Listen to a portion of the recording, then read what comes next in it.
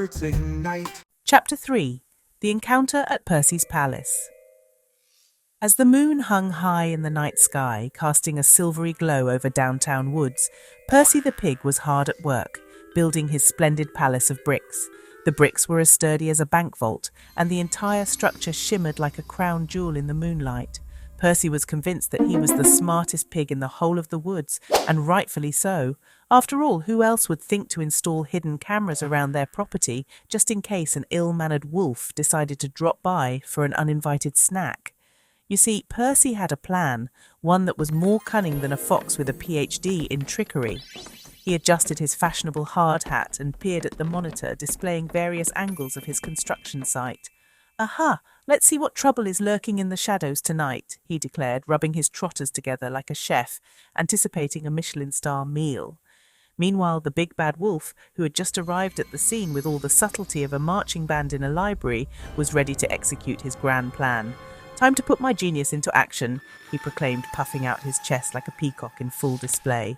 He tiptoed up to the palace, his paws barely making a sound, which was quite impressive for a creature as large as he was.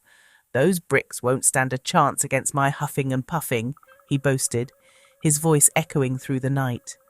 But as he approached the sparkling palace, he felt a slight prickling sensation at the back of his neck.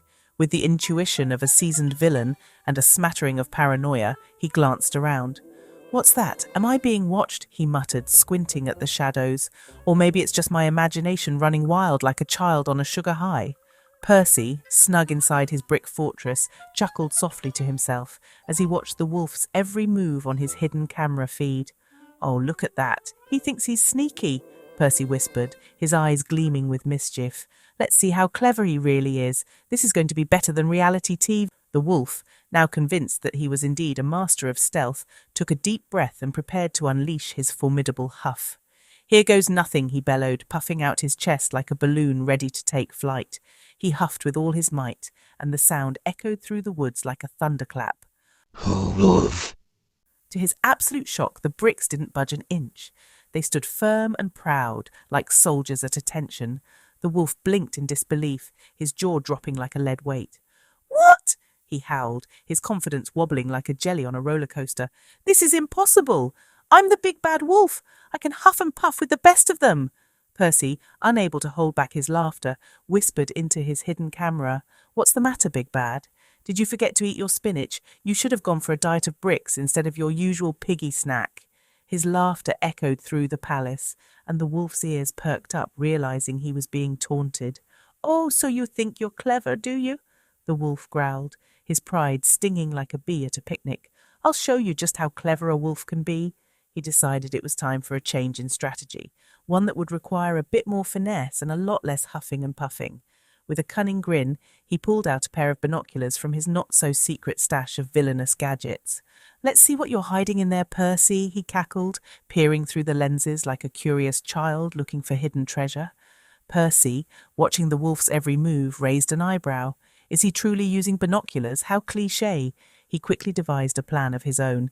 Time to show him what a little pig can do when he's had enough of a wolf's nonsense. With a flick of a switch, he activated a series of hilarious sound effects he had set up around the palace. Everything from the sound of a roaring lion to the wailing of 1,000 squeaky toys.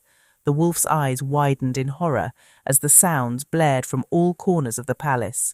"What in the name of all that is Piggy?" he howled, stumbling backward, his bravado deflating faster than a popped balloon at a birthday party.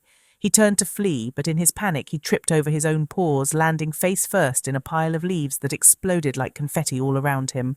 Percy burst into laughter, his eyes sparkling with delight. "Oh, Big Bad! If you were trying to intimidate me, you really ought to rethink your approach." He leaned closer to the camera, giving the wolf a cheeky wink. "Maybe you should stick to the sheep next time." The wolf, now a mess of leaves and embarrassment, scrambled to his feet, his dignity shattered like a glass dropped from a great height. "This isn't over, Percy. I'll be back and I'll bring my A-game," he shouted dramatically, but even he could hear the tremor in his voice that betrayed his defeat. As the wolf slinked away into the shadows, Percy danced around his palace, reveling in his victory.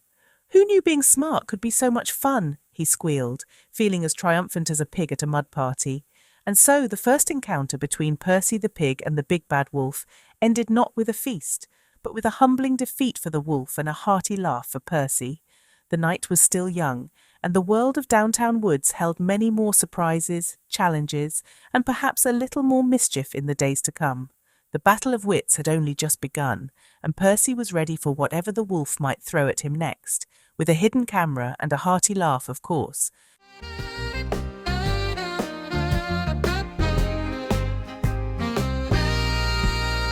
Diamond stories where words ignite. From reports to diaries, our stories take flight.